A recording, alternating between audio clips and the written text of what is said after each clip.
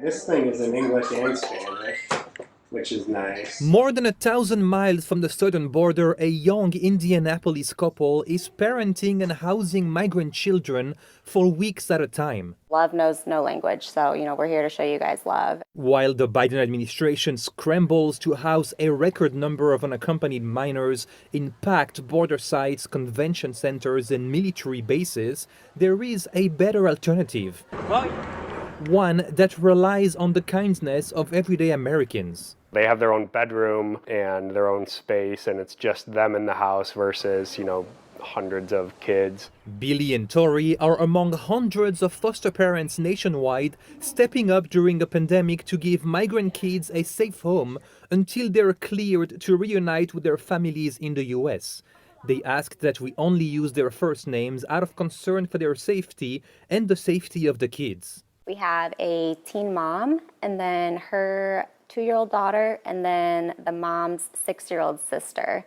The two sisters and the baby arrived at the border 2 months ago from Honduras, hoping to reunite with their mother in Texas. The 17-year-old will FaceTime mom pretty much every night. The reunion could happen in a matter of days as soon as the government is done vetting the mom.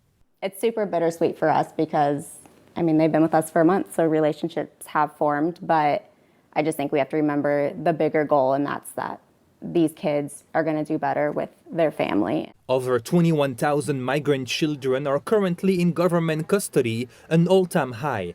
Only around 10% of them can be housed in independent foster homes at the moment, but the pressure on organizations like Bethany Christian Services to recruit more foster parents is mounting. At this point, as soon as a child leaves and is able to be reunited, we're asked to take another child pretty quickly.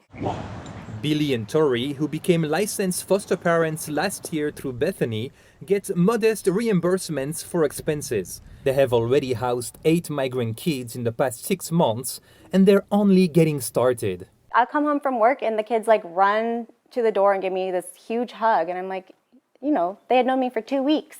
This group loves taking baths. Oh, yes. That's their favorite thing to do, and it's because they've never taken a bath before. There's a 30 to 60-minute bath every night happening in our house. Like swimming under the water in the bathtub. And wear their swimsuits in the bathtub.